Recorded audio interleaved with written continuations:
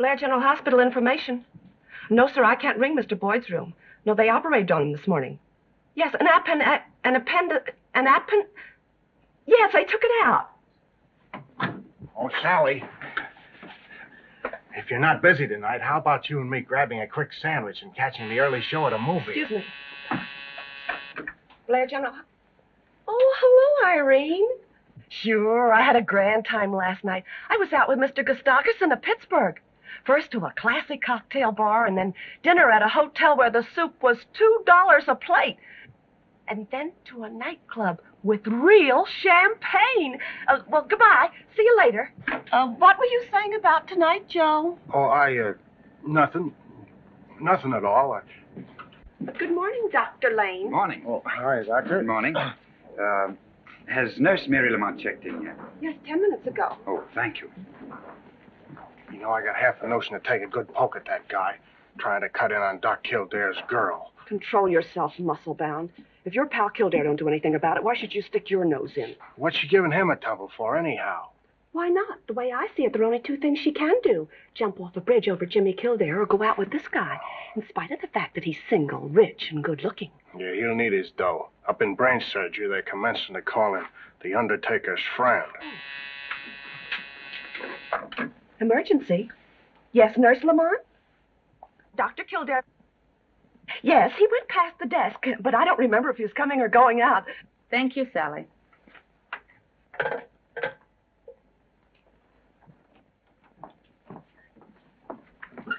Is Dr. Kildare in? Dr. Kildare is in Dr. Gillespie's office. And everything is okay. Gillespie shut himself up in the other room. Thanks.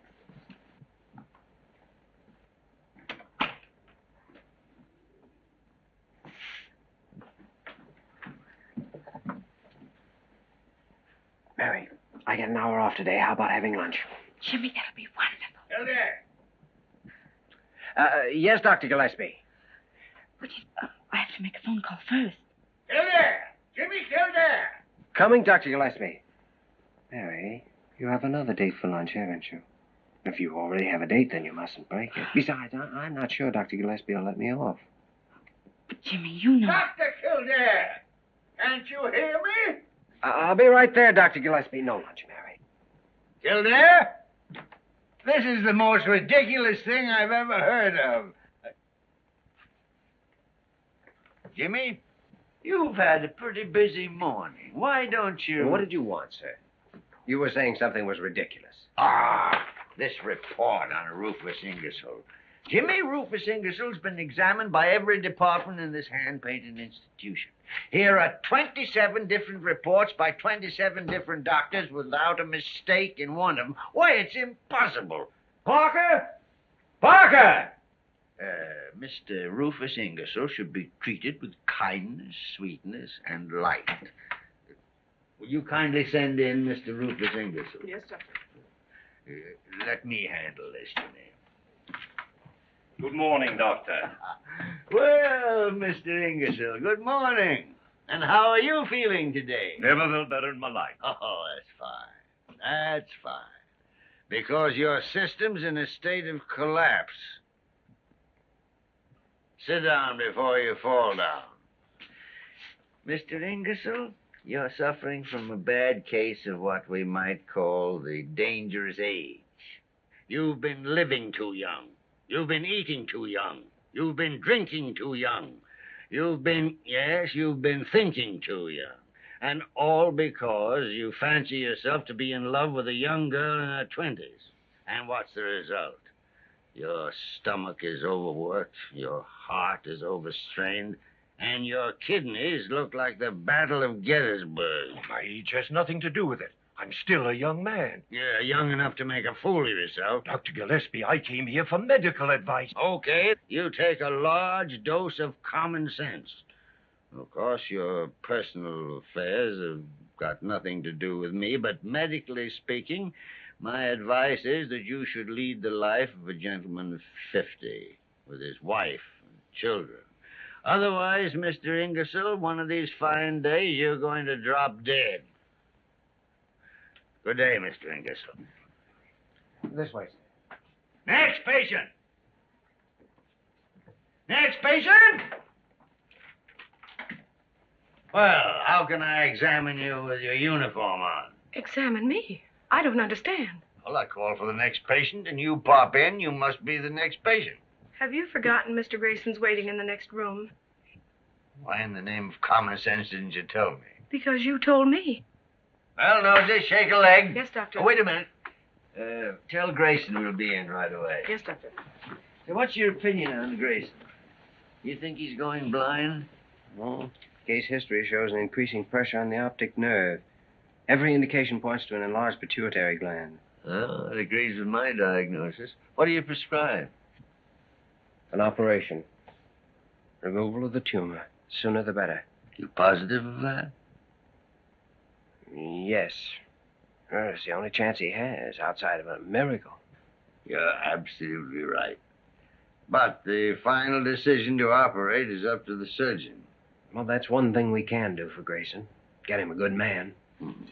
Means you have an idea. I wouldn't dare suggest it to anyone but you, Dr. Gregory Lane. Gregory Lane? Yes. I know there's been some talk. He lost several patients in a row. But people don't realize that sometimes patients die because there's no chance of recovery. What are you trying to prove? Well, I'm not trying to prove anything.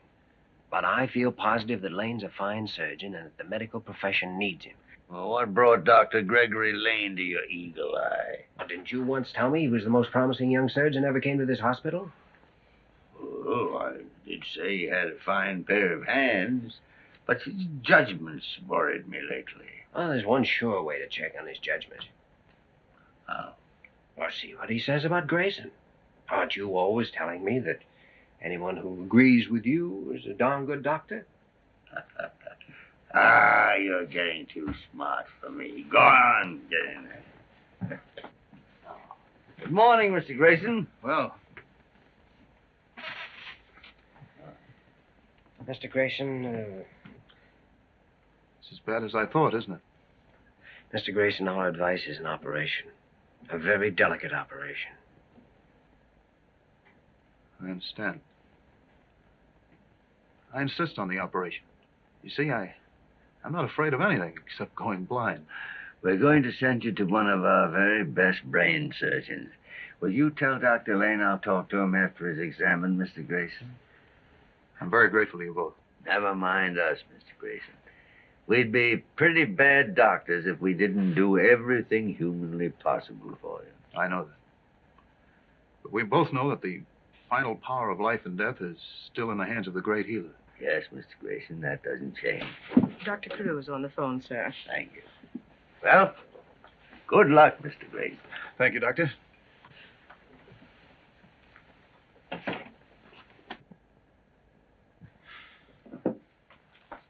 Hello, Carew. Well, how is the head of this gold-plated palace today? Oh, I'm fine, Leonard. Mr. Paul Messenger just phoned. You're to inveigle Kildare out to the Institute this afternoon. Dr. Squires will show him the place and offer him the job.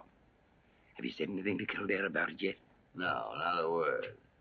But in justice to everybody, I'm going to do my best to make him accept. That's more than generous, Leonard. If you lose him, I know it'll be an awful blow to you. Blow? It'll be an earthquake.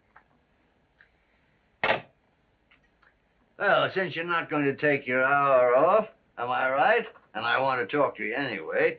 Let's go and dig our graves a little deeper with our teeth. Miss Parker, lunch. Drat that Molly bird.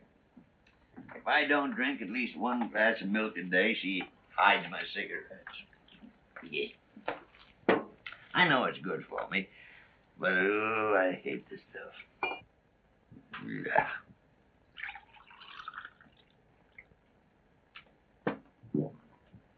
Yes. What made you hesitate about Grayson, Jimmy? For a moment, I wasn't sure. What made you decide? It was my best thought on the subject. That's the one most important thing for a doctor to know. To face situations with nothing to lean on but what he's learned. Yes, even in my short experience, there have been times when my blood ran cold. And yet you had to act like the Almighty, with life in one hand and death in the other. You had to do it, and you did. That's what I call being a born doctor. Couldn't have learned that from you, could I? Mm-hmm. Aren't you going to drink your milk? Oh, sure. But don't try and change the subject on me. Jimmy, you'll make mistakes, but let them be your mistakes. Use your eyes, your heart, your brain, your instinct. Make up your mind, and then go ahead. Good. Do you think I'll ever learn half what you know? Yeah, well, you'll have to begin where I leave off. And do you think you're being fair to me? To yourself? To the medical profession? Well, what do you mean? You haven't seen Dr. Lockberg in 2 months. Why? Because I'm a good doctor, and I know what's the matter with me. Cancer isn't necessarily hopeless. Well, every time I intend to call Lockberg up, something important turns up. Nothing is that important. Look, if I'm to finish any part of what you've started, you'll have to stay here and teach me as long as you can. All right, Jimmy. I'll call him this afternoon to come over. I already told him to be here at 5 o'clock. Why, you and... Come on, drink your milk.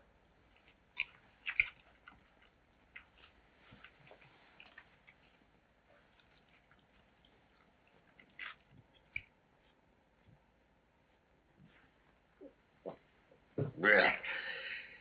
The things people do for the sake of their health. Don't think you can hide from me, Dr. James Kildare. Now, look here, Molly Bird. This is my bedroom, and even the superintendent of nurses hasn't got any right to come barging in here. Be quiet. Dr. Kildare, Nurse Morgan informs me that you supplied patient 1124 with a new suit of clothes from the hospital emergency fund. Oh, yes, I did. But you see, Miss Bird, I see everything. You had his own suit burned. I ordered that suit burned as a public precaution. Oh, public precaution, my foot. Well, the man had nothing more contagious than a broken arm. I personally examined that suit of clothes and found definite traces of leprosy. Leprosy? Leprosy? Bubonic plague, housemaid's knee, and a slight trace of Scandinavian hookworm. Scandinavian hookworm, you fool. Besides, Molly, there was a job waiting for him if he had a good suit of clothes. Leonard Gillespie, you haven't drunk your milk. Molly, no matter what else you can say about me, I'm a man of honor. I said I'd drink 1 glass of milk, and 1 glass of milk I drank. Give me my cigarettes, please. Then how is the bottle still full? You'll drink this glass of milk or no cigarettes today.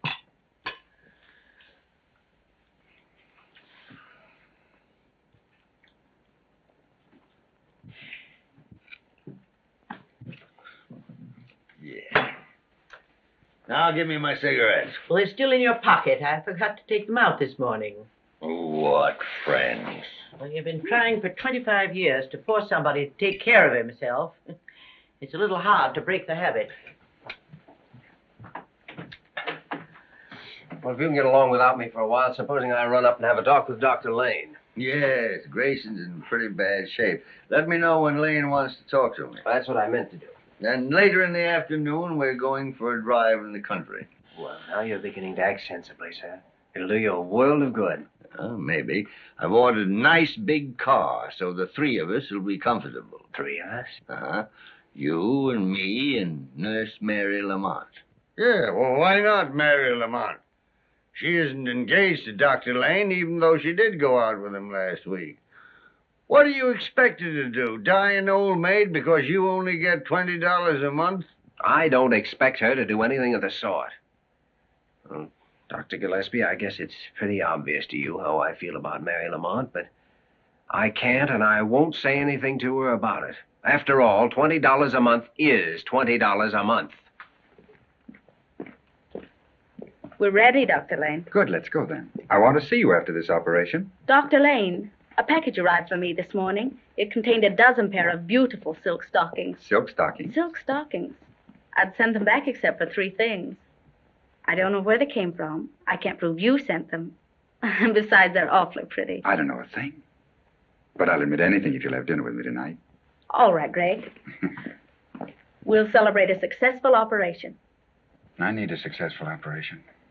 Oh, it's only the fools who are talking. Anyone knows mortality in brain surgery is high. Yeah, but you can't explain that to a dead patient. Dr. Gillespie still believes in you. You're operating on his patient, aren't you? I still believe in myself, Mary. But this time I've got to... We've got an operation to do. Come on, Nurse Lamont. How are you feeling, Mr. Grayson? Sleepy. That's from your shot in the arm. I'm going to do my best to fix you up as good as new.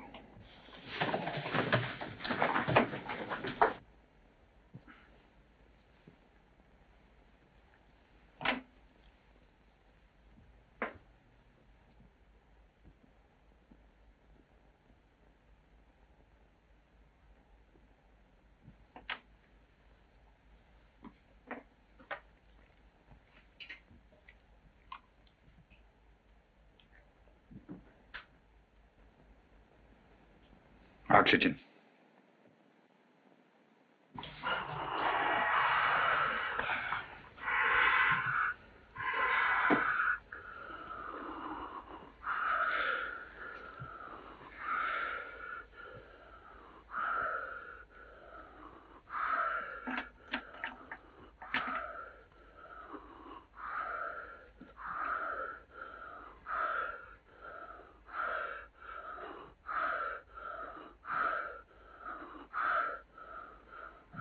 Adrenaline. Hurry.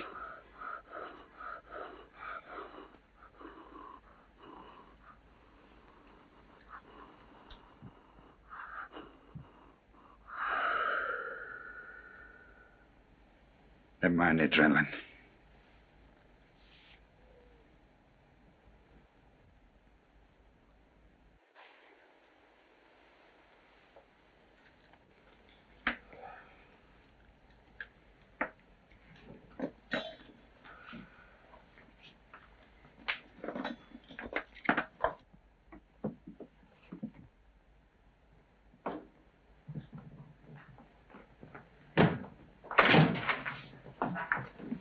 Mary? Jimmy, do you have a cigarette? Oh, Mary. Please, Jimmy, give me a cigarette. Why? By the way, Dr. Gillespie wants you and me to, Thanks, Mary. Dr. Lane, I was in the gallery and The operation was a success, but the patient died.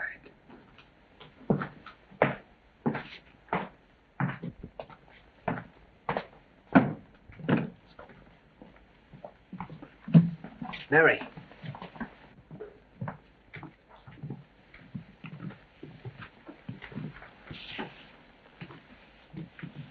They're so new, aren't they? Just off the assembly line this morning. 41 brand new lives. Sort of evens things up, doesn't it?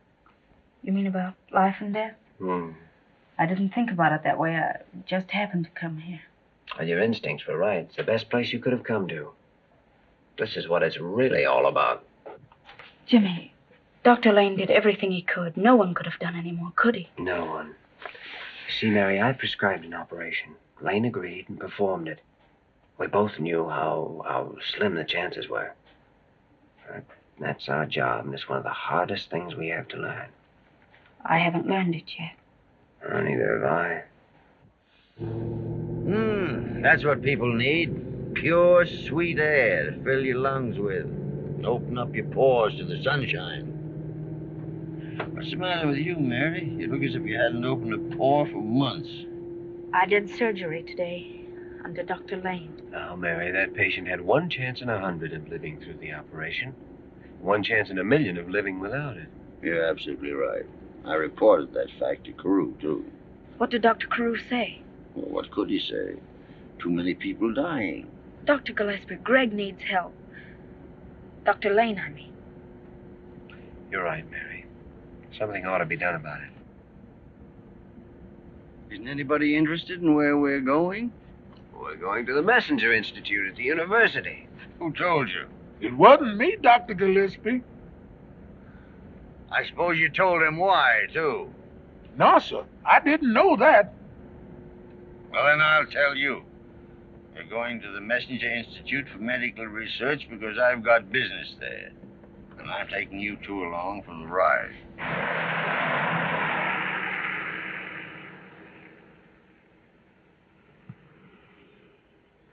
Of Mr. Messenger's open-handed generosity, this building with its magnificent equipment is a shining example. Now, listen, Egghead. The eminent and imposing Dr. Squires was known as Egghead in medical school, for reasons you're both too young to know. Leonard, I once busted you in the snoot for that, and I'm just the guy who can do it again. Now, listen here, Squires. We all know this is the finest institute in America, but come to the point. Very well. The point is, I have a job for Dr. Kildare. Job for me? Well, if it hadn't been for me, it'd taken him 2 hours to tell you that. Dr. Kildare, Mr. Messenger feels that he owes to you his daughter's sanity, perhaps her life. Yours was a remarkable instance of correct diagnosis and treatment. I congratulate you. Tell him the job pays $500 a month. $500 a month? And you'll have a free hand here to pursue whatever research you choose. And if you tend to your knitting, when you're an old married man, you'll inherit Egghead's job, $20,000 a year. And that ain't hay. Well, why don't you say something? Don't stand there like a bump on a log. Well, it's the sort of thing you dream about. Dr. Gillespie, you knew all about this? That means you want me to take it? Do I want him to take it? You hear that, Egghead? These youngsters are hard to please. You show them the house that goes with the job. House? Oh, yes. Shall we go see it? I've ordered some tea. Tea? When I first knew him, he thought clean shirts were effeminate. Now he drinks tea. It's Mr. Messenger's idea that a man does his best work when his home surroundings are ideal. Thank you, George. You think you could be happy here, Dr. Kildare? Happy? What? He'd be crazy if he couldn't. Well, you show around, Jimmy. It's your party, you know. I feel a little tired. I think I'll stay here and have a spot of tea with Dr. Squires. Maybe a crumpet or two. Well, Egghead, how am I doing? If I hadn't known differently, I'd have thought you really wanted him to take the job. This is the greatest opportunity Jimmy will ever have in his life. And if he takes it, all I've planned will come tumbling down around my ears. All jokes aside, Leonard, won't you have a cup of tea? Suppose I get you a glass of milk. Milk? I'm so full of milk now, I'd be afraid to meet a calf. Isn't it lovely? It isn't true. This sort of thing doesn't happen. But it is true. You have everything in the world ahead of you. I wonder. Dr. Gillespie wants you to take it, doesn't he? Does he? He even bragged about the salary, you remember that. Right now, I'm not thinking about the money. But you must think about it. It's your future, your whole life. Who was it wanted you to see this house? It was Dr. Gillespie, wasn't it? Yes, Mary. He even talked about the future. That's what he said. I wish I knew what he was thinking. Well, shall we look at the living room? Mary, do you have dinner with me tonight? I've got a date. I'll get out of it, Jimmy. Hey, break it up, you two. Dr. Kildare, I think we can be ready for you to move in, say, next Monday. You're very kind, Dr. Squires, and Mr. Messenger's generosity is tremendous, but I'm afraid I'll have to think it over and let you know. Of course, Dr. Kildare. Think it over. Will you have a cup of tea? Say, Egghead, I think I'll take that milk now.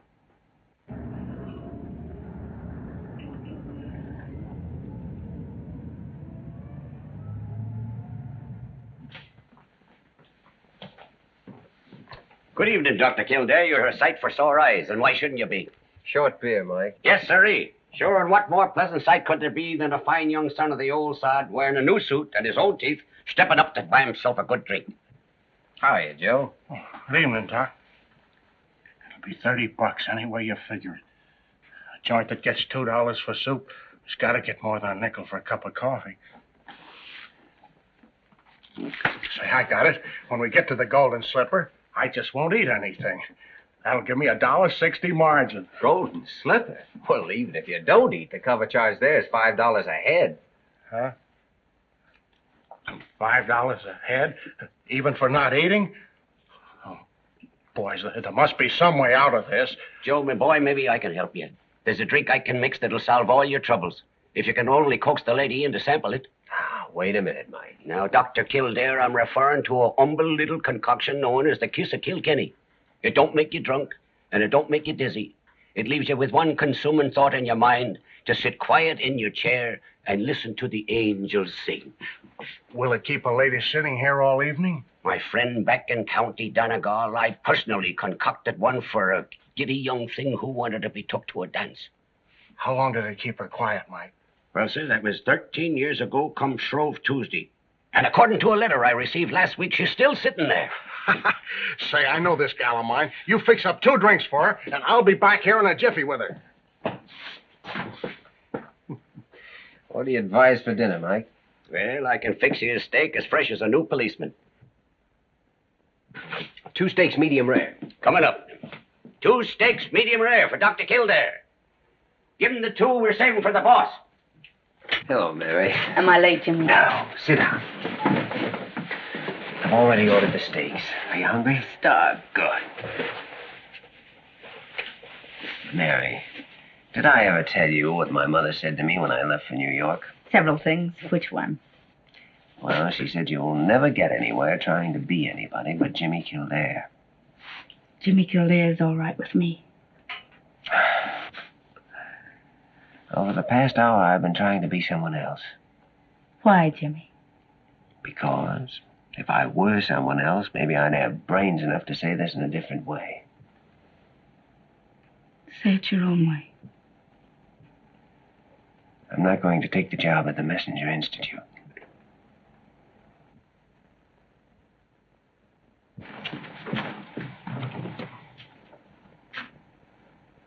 Miss Lamont, report to Superintendent Bird's office right away.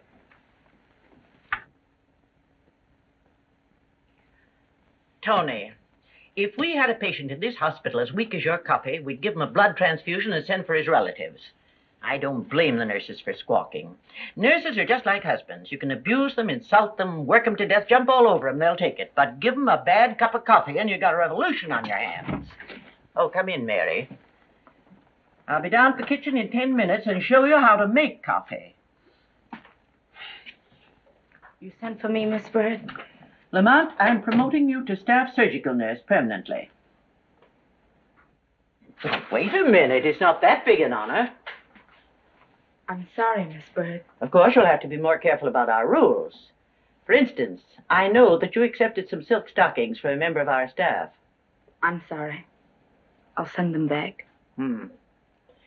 Before okaying this promotion, I must know that you plan on staying with this institution. I guess I'll be here forever. Because I certainly would not give this chance to a girl who's liable to quit her job to get married or something. I'm not figuring on getting married. No. No, child. I don't know why I'm so silly. Well, I know. I wormed it out of Dr. Gillespie about Jimmy Kildare and the Messenger Institute, and this can only mean that he didn't decide the way you wanted him to. I kept hoping against hope. The only man in the world? It's not true, Mary. It's never true. If it were, 9 out of 10 women in this world would never get married. And we women can be thankful that fate fixed it that way. Because so many times, so pitifully many times, Cinderella can't have her prince. And if there were no other man in the world for her, how would the Cinderellas end up? Like me, Mary. I'm 49 years old, and what have I got in life? Bad coffee. No, Mary.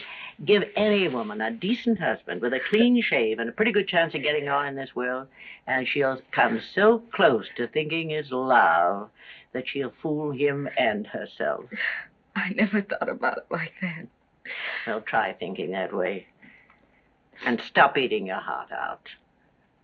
Now get out of here, Mount, and get to bed. Report to surgery at 9 a.m. Good night. I said good night. Good night, Miss Bird. Mary, don't send back those stockings. I can't. I have one pair on. Oh.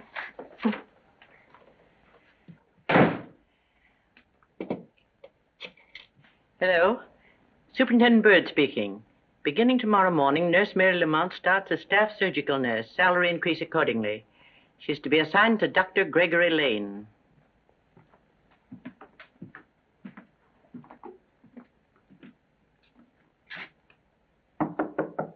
If that's you, Nosy Parker, I'm taking a bath. If it's you, Molly Bird, I'm not smoking a cigarette. Anyone else can go shoot themselves. It's me. What do you mean, barging in here at 3 or 4 o'clock in the morning? What do you think this is, a 6-day bicycle race? Well, it's only 10:15. What do you want in the middle of the night? I'm not going to take the messenger job. Why, you unmitigated young upstart.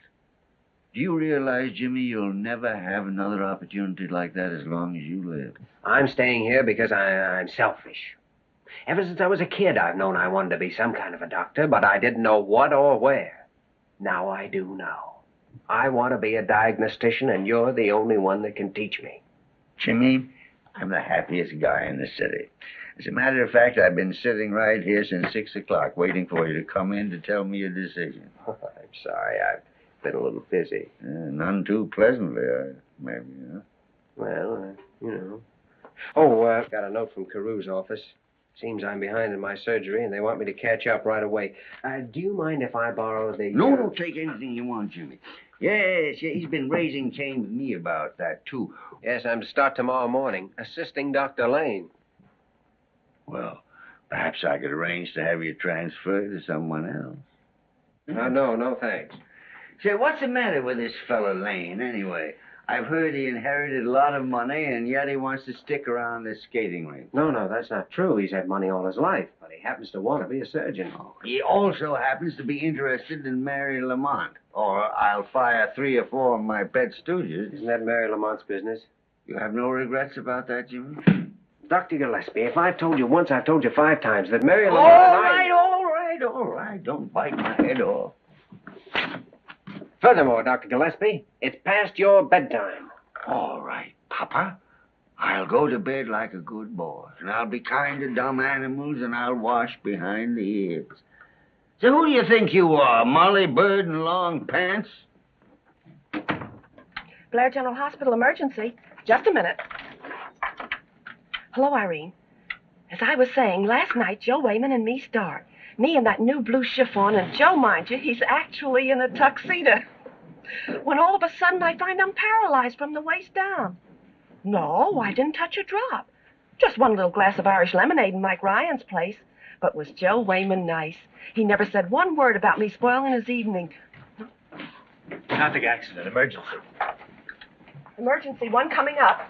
Funny thing, no identification.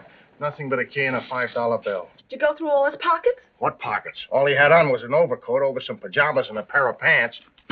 You know, Sally, I got it all figured out what was the matter with you last night. It was something you drank the night before with that guy from Pittsburgh. I'll bet it was. But, gee, Joe, you were so sweet. Carrying me home and singing like an angel all the way.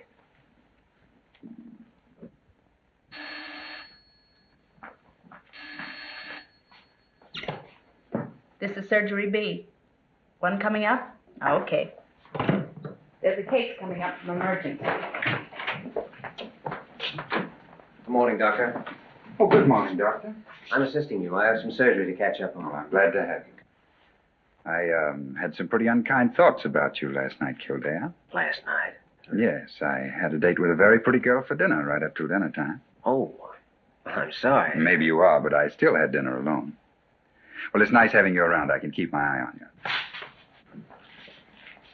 Here's the X-ray, Doctor. Increasing intracranial pressure, pulse slowing, temperature rising.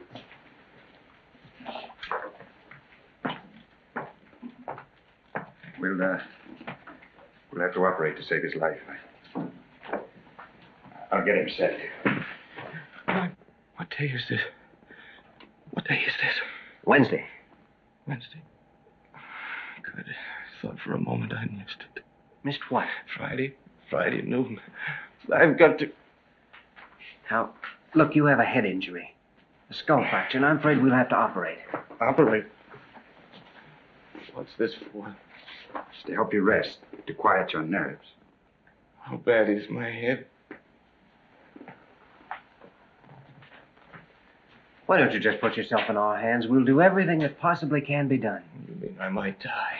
With an immediate operation, you have a very good chance of pulling through. I won't be operated on. I've got to get out and feel... Oh, if you get up now, you may not live to reach the street.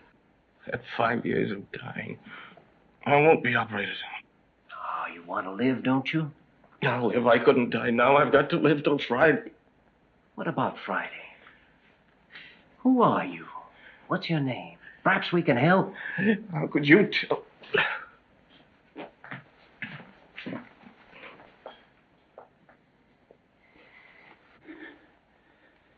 Well, his heart's strong anyway.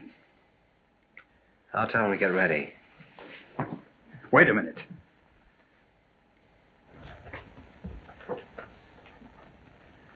Maybe we'd better put him under observation for a couple of days. What? Why? He needs an immediate operation, and you know it. No, I don't. I'm not sure. How can I be sure when Grayson and the others... I don't know what to do, Kildare. Do what your own judgment told you to do in the first place. Operate. But my judgment's been wrong. Not in Dr. Gillespie's opinion. Dr. Gillespie? Yes, he thinks you're a fine surgeon. Says you have the best hands in the hospital. He said something else, too. He said there are times when we have to act, with life in one hand and death in the other. And that the true test of a doctor is his faith in his own judgment, even though he knows someone's going to die if he's wrong. We'll operate immediately.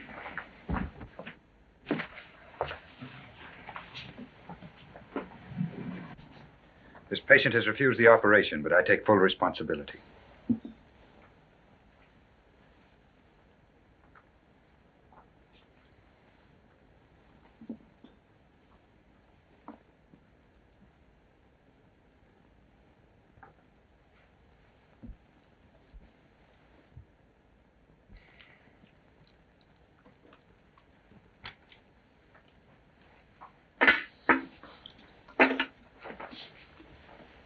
That's it. Take him away. How's the pressure? Fine.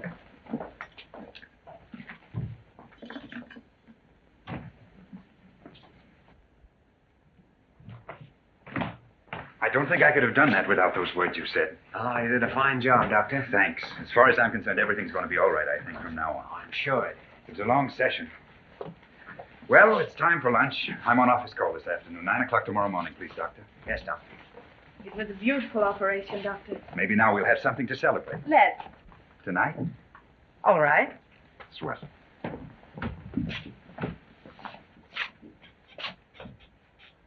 Dr. Kildare. Yes, Dr. Carew. I'm very pleased you decided to remain with us. Well, No explanations are necessary. I understand. Where's Dr. Lane? Oh, he's just left for lunch. Wish you'd been there. You'd have seen the kind of brain surgery you read about. Is that so? Well, I trust you're right. Doctor, because of the somewhat unusual circumstances, I'd like to have your personal report on this case. Well, Dr. Lane has office duty, so naturally I'll be watching it. Very good. He's coming out of it now. Breathing easily and naturally. Mm-hmm.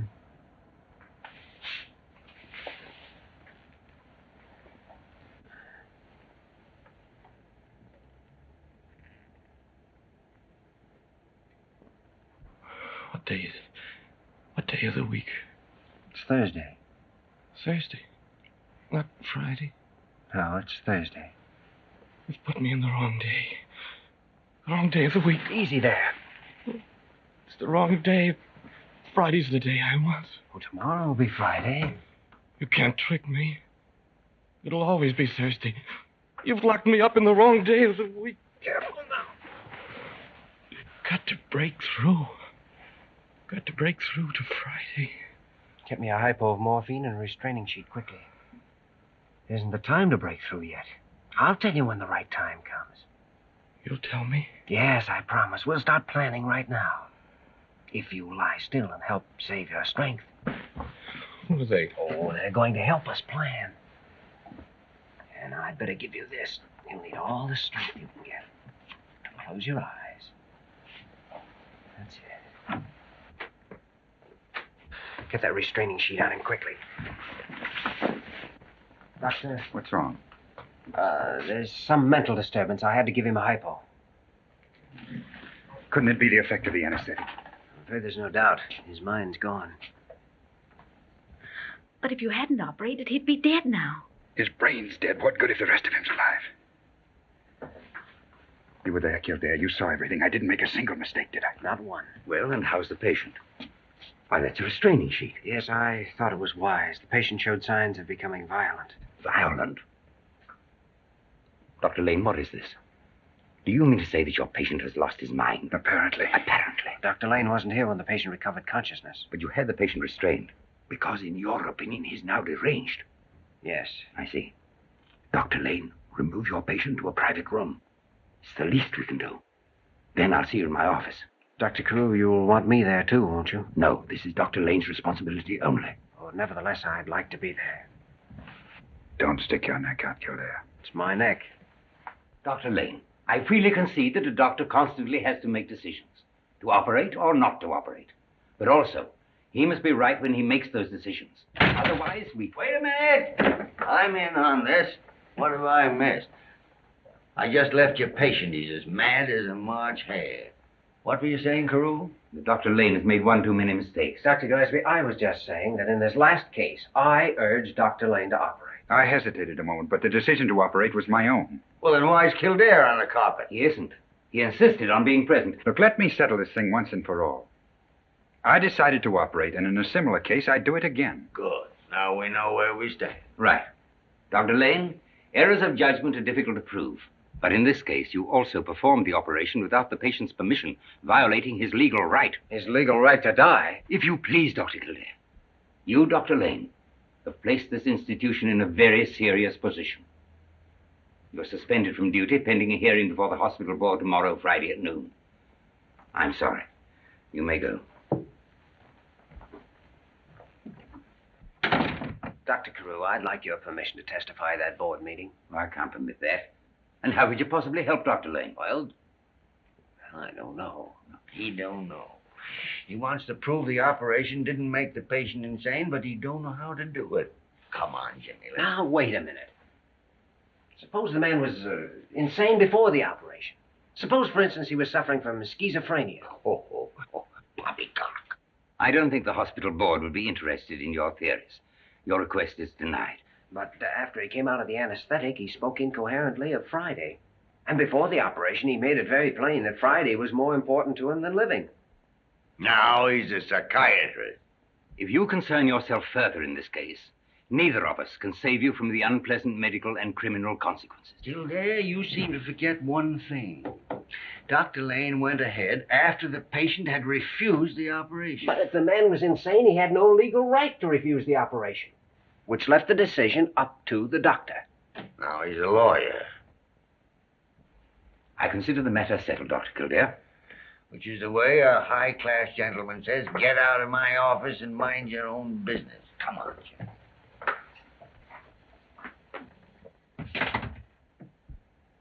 Can you get along without me for the rest of the day?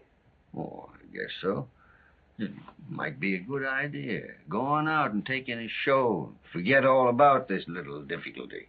I don't think it's so little. Maybe I haven't been here long enough to get the hospital viewpoint, but if Lane's kicked out, it'll look as though he murdered those patients. And we know he didn't. Mm-hmm. You going back to your office? No, I'm not. Get your hands off my chair. Oh, I'm sorry.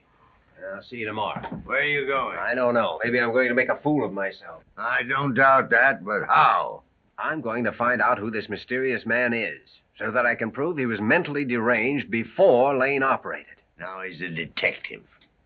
Listen, Sherlock Holmes, there are 7 million people in this town. How do you expect to track down the identity of one unknown lunatic? If you get yourself tangled up in this Lane affair, you might as well hunt yourself a new job, because I need an assistant that works for me. Now play that on your harmonica. Walter, you're a great man, a magnificent man to head this hospital. But you don't know any more about handling Jimmy Kildare than I do. I'm upset myself. I hate to have to do this to a nice young fellow like Lane. In the old days, they used to draw and quarter 'em, nail up their heads on London Bridge. Today, we're not that merciful. When they kick over the traces, we have to throw 'em out and let 'em die of broken hearts.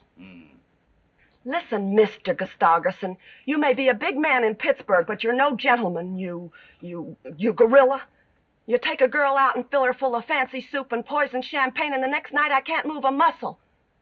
Oh, I'm all right today. No thanks to you. But from now on, I'm sticking to hamburger and lemonade with a square-shooting guy that wouldn't even think of playing a dirty trick on a working girl. Goodbye, rat. Emergency. No, I haven't seen Dr. Kildare for an hour. He went out of here in his street clothes, said he was off for the day. Sure, if I see him, I'll tell him.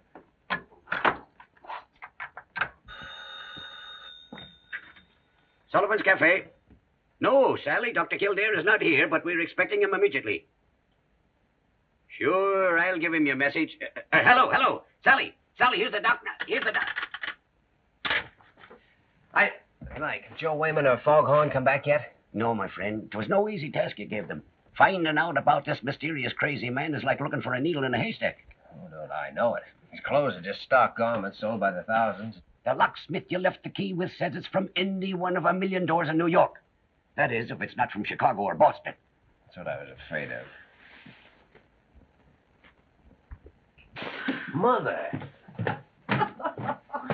Mother. Goodness sake, what are you doing here? Is something wrong? Where's Father? I'm fine. Nothing's wrong. Your father had to bring a patient to see Dr. Gillespie. Well, Mrs. Kildare, you're looking young enough to be your own daughter. Only then you'd be your own mother. And you don't look old enough for that. I bet you tell that to all the girls. I do, and I tell them all to make themselves at home. Thanks, Mike. My. Things must be pretty slack with you big city doctors. I don't know. Tell me, are you well and happy? Why shouldn't I be both? Well, if you'd simply said yes, I'd have known you were, but what's the trouble? Well, Mother, I think you are a mind reader. Yes, I am at kind of a crossroads. Nobody ever accomplished anything without passing crossroads. The only question is, which road do you take? It's not as simple as all that. Doing right is always simple. It's only the wrong thing that takes working out. Oh, excuse me, Doctor. Oh, hello, boys. Did you, Oh, Mother, allow me to present Mr. Joe Wayman and Mr. Foghorn Murphy. Foghorn? What's your real name? Harold. I prefer Foghorn. So do I. How do you do, Joe? Awfully glad to see you. I've heard a lot about you and your monkey wrench. Oh, those stories are exaggerated, Mrs. Kildare. I never even owned a monkey ranch. Well, sit down, fellas. Tell me, did you find out anything? The boy's been getting some information for me. Oh, about those crossroads? Me and my pals made a house-to-house canvass of the neighborhood where your screwball was run over. We found one house where a guy had disappeared. Oh, go on. This mug disappeared in 1911 with a blonde in the Sunday school collection. Here. I was a blonde myself at 16, and no peroxide either. And the prettiest one in town, I'll bet. The prettiest one in the state, Harold. J. Harold. J. Harold? Oh, excuse me. I won't say another word. I dug up that truck driver that clipped your guy. At first he wouldn't talk, then he changed his mind, but he don't know who the guy is or anything about him. Who put that thing in my pocket? Why am I always someplace else when there's a good fight? Let me know next time you're in town. I'll sock someone for you. Thank you. Well, Doc, I'm sorry we weren't much help. It was kind of tough without knowing the guy's name or anything. That's all right, fellas. Thanks a lot anyway. Goodbye, Mrs. Kildare. It was swell meeting you. Oh, and if you ever need a taxi, well, just call and... Oh, nix on that, Foghorn. I'll take Mrs. Kildare in the ambulance if she has to go anywheres. Thank you, gentlemen. I'll accept both invitations, providing you let me drive. That's a date. Well, now you're stuck, aren't you, son? Yes, Mother. Right now I am in trouble. There's one way out, but it's awfully dangerous. Excuse me. I'm awfully sorry the boys couldn't help. But always remember one thing, Dr. Kildare. Trouble is nothing new for the likes of you and me. The Irish ain't been out of trouble for 1,100 years. Thanks, Mike. You said something about dangers, Jimmy. Dangers to do what? Well, to cure an insane man before Friday. So they're curing insane people now, are they? It's an almost fantastic thing called the insulin shock cure. It's a gamble. Only two things to think about in a gamble. What have you got to win? What have you got to lose? Lose? Everything. My job, another doctor's career, maybe the patient's life. But think of what you've got to win, too. Oh, I'm not thinking about you and the other doctor, but the poor man. You can give him a new life and everything God meant people to enjoy. You're slow to decide, son, because you think you're all alone in this. But you're not. There's a man over in that hospital that's as fine a doctor as ever helped the ailing. Oh, I know, but I can't ask Dr. Gillespie to help me. Who's talking about Dr. Gillespie? I mean your own father. Oh, of course. Well, now the only thing to figure out is how to get a hold of him without Dr. Gillespie suspecting. Get to work, son. I will. I'll be seeing you, pal. Mm-hmm. Oh, it's funny, Mother. Whenever I know that I'm right with you, I can generally manage to work out everything else.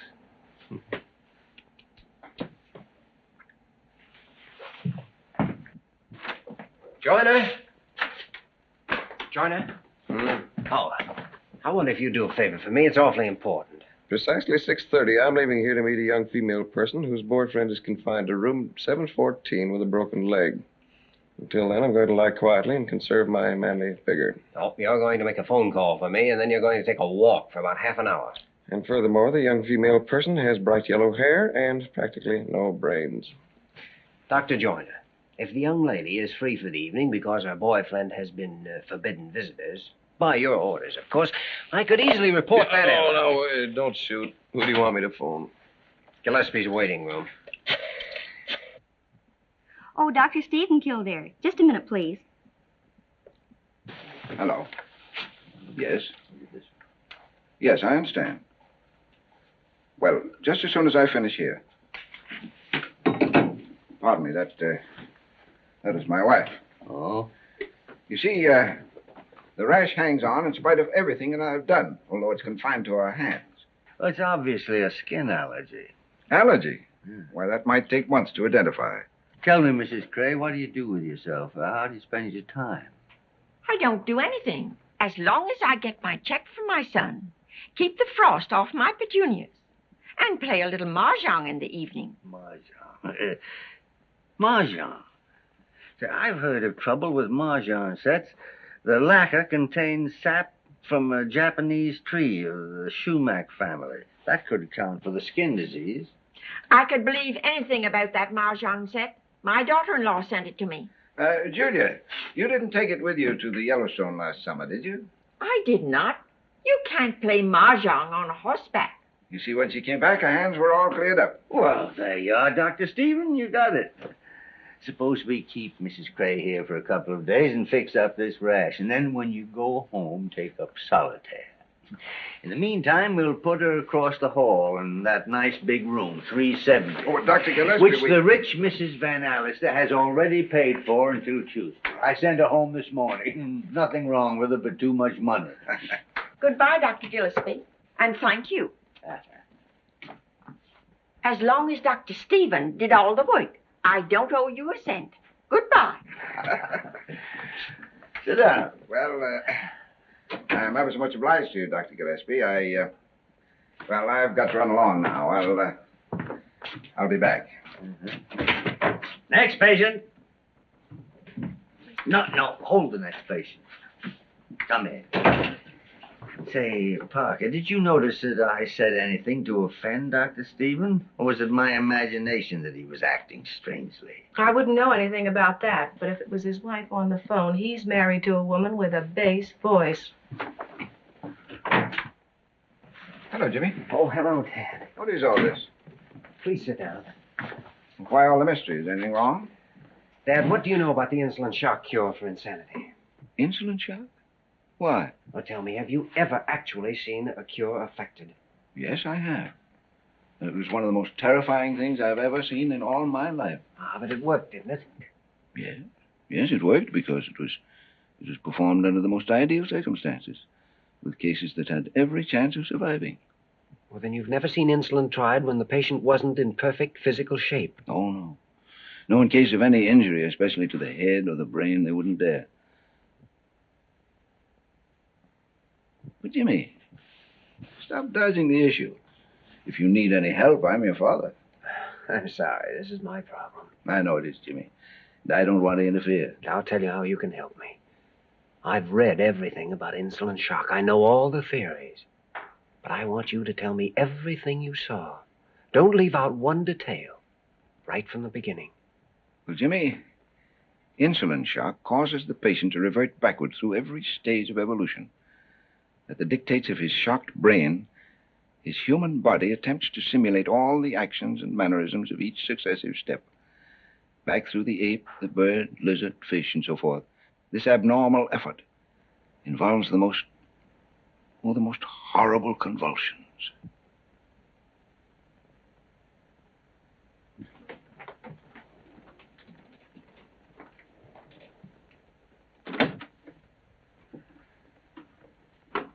Nice work, Mary.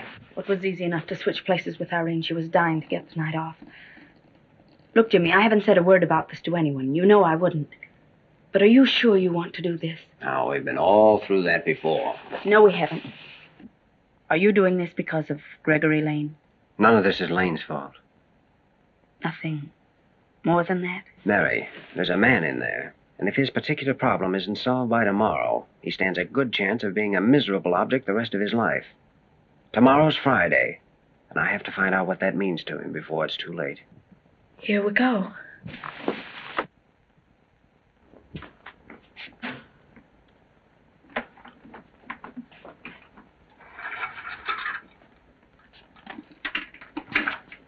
I don't know a thing about this insulin business. Well, I know that a terrific shock will sometimes drive a person crazy. An overdose of insulin apparently works just the reverse. The tremendous shock it gives seems to drive the crazed brain back to sanity. Suppose he dies. Let's try supposing he'll live. But what about you if he does die? Get his arm ready.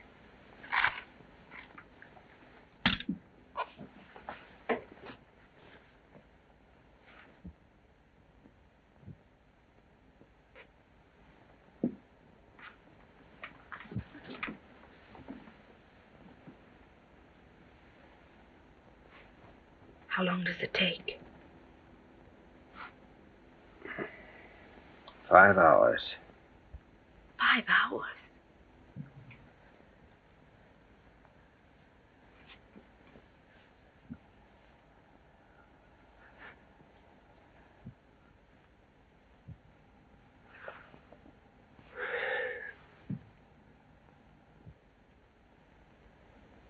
Two and a half hours? Ought to be at least 2 hours more before the effects are penetrated into the deepest part of the brain. How will we be able to tell? If I'm right, his actions ought to tell us. See, the theory is that buried deep in the human brain is the primitive brain of our earliest ancestors. The action of the insulin on that basic part must be what restores the patient's sanity. Of course, what actually happens, no one knows.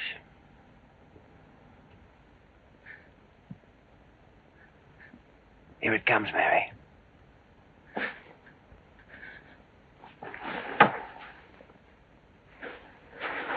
It's working.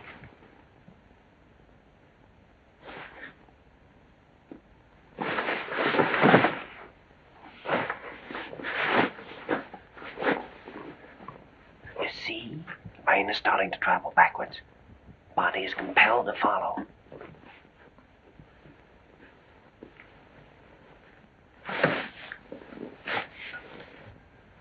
The hands are beginning the first primitive movements. It's as an ape might cling to a tree.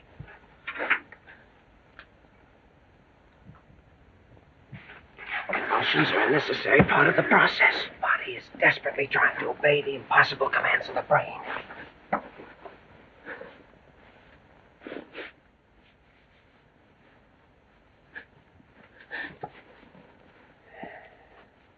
You see? All the thousands of years of human evolution, progress of frantically fighting, the muscles must obey.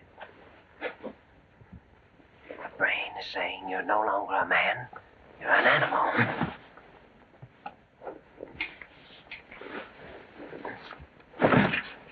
Pupils are dilated. pulse is increasing.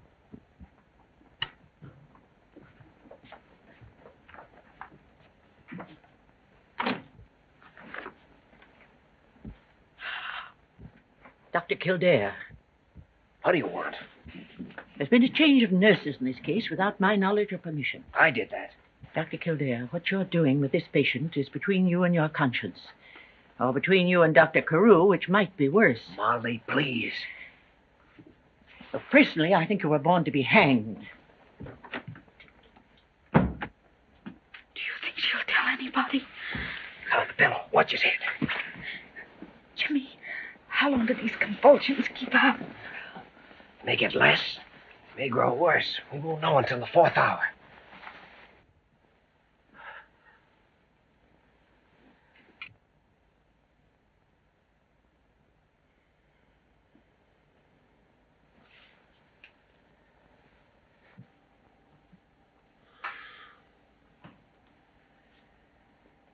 How long has it been since he's moved? Over an hour. It's time. Glucose and tube ready? Glucose. Yes. Temperature. This can't be right. 86? Nobody can live at that temperature. 86? It seems impossible, but it's true. These cases can survive temperatures that otherwise would mean certain death. Reaction to light. Lid and corneal reflexes sluggish. Ready with the glucose. Give me the tube quickly. His brain is completely released. If we let him stay too long, we'll never get him out of it.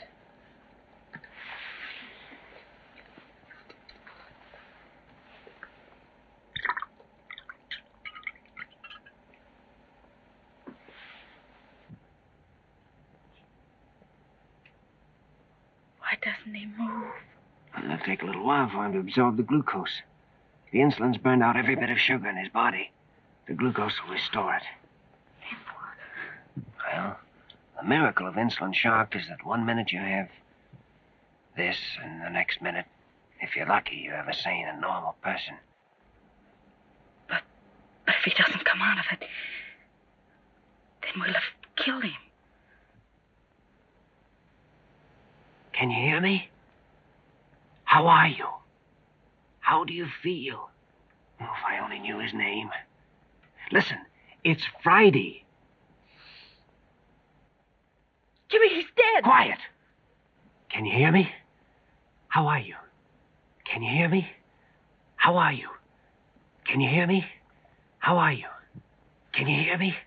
How are you? Can you hear me? How are you? All right, I guess.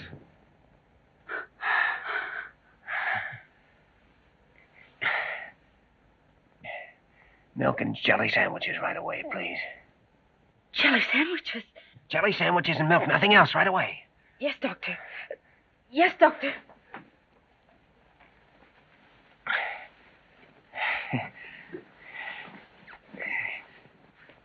Hey, feel more like yourself now? Feel fine. It hurts a little. Well, under the circumstances, that's hardly surprising. You remember me, don't you? Yes, you got the doctor that wanted to operate on me after I was hurt. That's right. You feel able to answer a few questions? Mm-hmm. Jelly sandwiches. Jelly sandwiches. Do you want the jelly inside the sandwiches, or do you want it on the outside? Oh, that's ridiculous. Not in this crazy place. I make coffee for the king. He raises my salary. I make coffee for the general. He kisses me on both cheeks. I make coffee for Molly Bird. She sends for my relatives. Take them away. He's fine now, Mary. Just give him that food and don't let anyone talk to him until I get back. Back? Where are you going? I've got the answer to this whole business, the thing that was locked up in his poor, twisted brain. Now, listen, Mary, there's no time to explain now. But remember one thing. No one's to see him, and no one's to talk to him. Because if anyone questions him before I get back, it's liable to ruin everything. Do you understand that? Yes, Doctor. Yeah.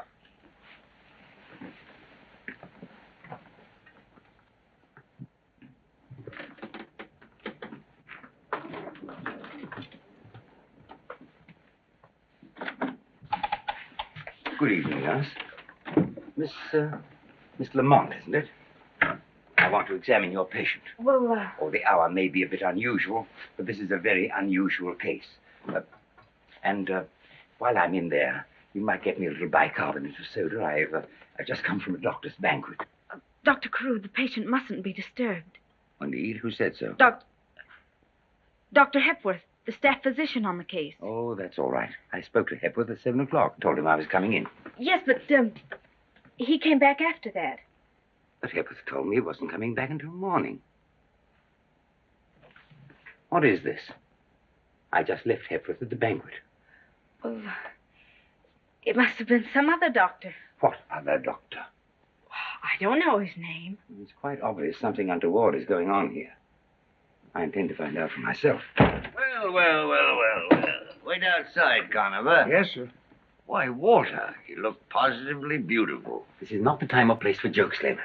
Well, you must have been joking just now when I came in. Wasn't he, Mary? Leonard, in order to testify properly before the hospital board, I must have complete knowledge of this patient's condition. Well, that's not unreasonable, Mary. But Dr. Gillespie, the patient mustn't be disturbed. It couldn't be that Dr. Kildare told you not to let anybody in, could it? I don't know a thing, and if I did, I wouldn't tell you. I better go and find out. No, wait a minute. Come on, Mary, you might as well tell us. Otherwise, Dr. Carew will have the right to go in there. That's just what Jimmy wants to avoid, isn't it? Dr. Kildare administered insulin shock. I can't believe it. And he did a magnificent job of it. I'll believe that when I examine the patient. Walter, I wouldn't go in there if I were you. I know I wouldn't. And I was practicing medicine when they were telling you to keep your thumb out of your mouth. Where is Jimmy? I don't know. This is the most outrageous thing I've ever heard. Oh, you ain't heard nothing yet. What's the last thing Kildare said? Give him the jelly sandwiches and don't let anyone near him until I get back. Jelly sandwiches? Of course, jelly sandwiches. You're a doctor, remember? In spite of that outfit. Jelly sandwiches are exactly the right thing to increase the sugar content. Oh, yes, of course, jelly sandwiches. Oh, make it peanut butter if you want, only let's get on with it. What else, Mary? That's all I know, except the patient in there is as sane as you are. Me or Carew?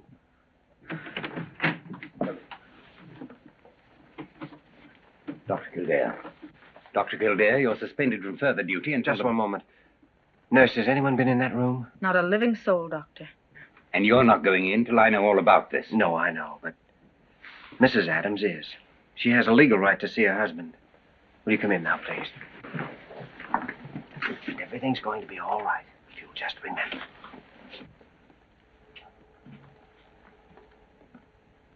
Oh, my dear. I've come back, Henry. Back to stay. If you're going to stay, everything will be all right now. Now, Kildare, just to satisfy the curiosity of a senile old man, make it 2 senile old men. That'll take you in, Walter. Of course, the treatments will have to be continued. Adams has been a mental case for months. The result of a separation from his wife. Oh, you don't have to hit me over the head with a bottle. I know the rest of it, too. Yes, it seems his wife had sent him a letter suggesting a reconciliation. And Friday was the day they were to meet. Walter, it wouldn't surprise me if you could see through the holes in a 10-foot ladder. Jimmy, how long did he wait for her to come back? About 5 years, Mary. Well, at least I think it's been established that Dr. Lane's operation did not cause schizophrenia. Or do I have to hit you over the head with a bottle? What can I say? I've been wrong. Sometimes I wish that anybody but me was running this hospital. Walter, in the boss's job, even when you're right, you're wrong. Thanks, Leonard. Regardless of the hour, I shall go immediately to Dr. Lane and offer him my personal and professional apologies, which will make me very happy. Well, that's fine, because Dr. Kildare's working for you, beginning tomorrow morning. Working for me? Yes, Kildare. I warned you. You're no longer my assistant. You're fired. Oh, come on, Walter. This has been a nice little case. But there are a million people in New York that need doctors. Perhaps if we get a little sleep, we can help them. Yes, but, Leonard, half the time I don't know whose side you're on. Well, 3/4 of the time I don't know myself. Jimmy, did you hear what he said? It just doesn't make sense. Let's not talk about it now. But all your plans, all you'd hoped to do. Say, I have half a notion to go up and give that rambunctious old fossil a piece of my mind. Keep your shirt on, Mary. Oh, you men make me tired. What is it, Jimmy? You asked me how long he waited for her. 5 years.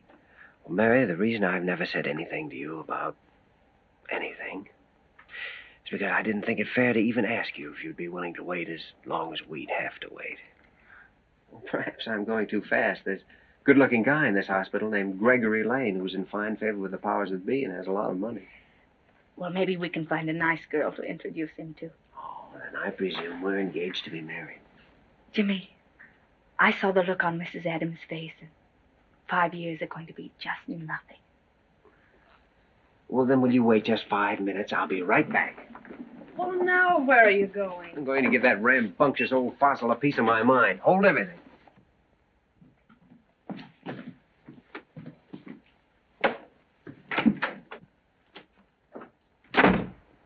I suppose you thought I was going to take that crack of yours lying down. 9 goes on the 10. And isn't it nice to be alone? Well, I want to tell you something. You can't fire me because I won't be fired. And if you do fire me, I won't stay fired. Oh, the Lone Ranger, huh? Hi-yo Silver. You make me feel like a fool. You said you were going to make a fool of yourself, didn't you? Well, who was it said you have to have an instinct for diagnosis and the courage to follow it up? I did. Well, every instinct I had told me that Dr. Lane was a good surgeon. Why, you little pipsqueak.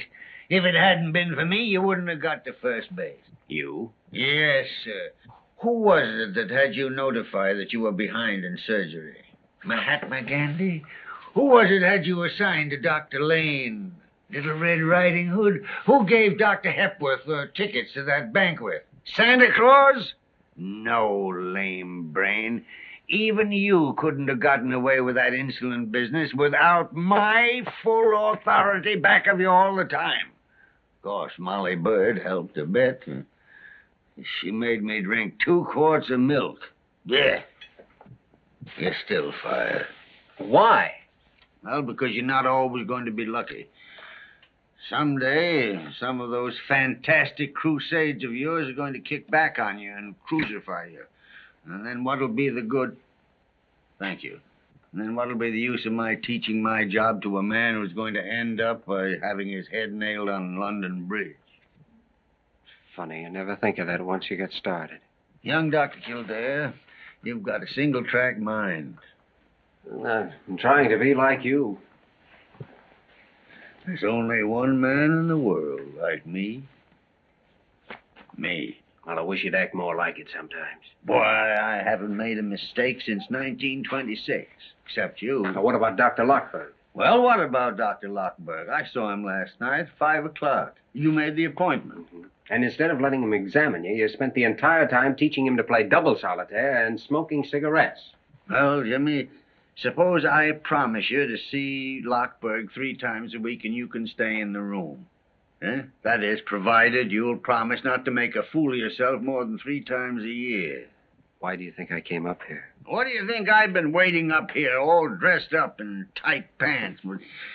Jimmy, for the love of Pete, give me a cigarette, will you? Well...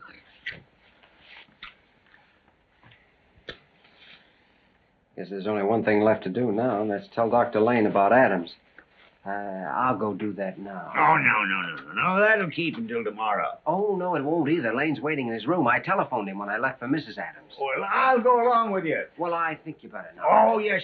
Conover? Where is that sleepy rascal? Well, I'll give you a hand. Unless you'd rather not. No. Go ahead, Jimmy. You push. As long as I know you're back there, I know you're not in any mischief.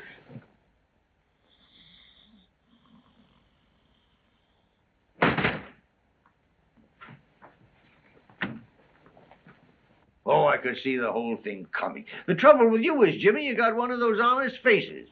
A man can look at you and almost tell exactly what you're thinking. Well, I'm different. Poker-faced Gillespie, they call me.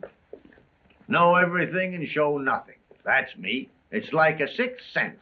I can tell exactly what's going on all the time, behind my back or through a stone wall. For instance, at this moment, Jimmy, you're wishing you could shake me and join that Lamont girl.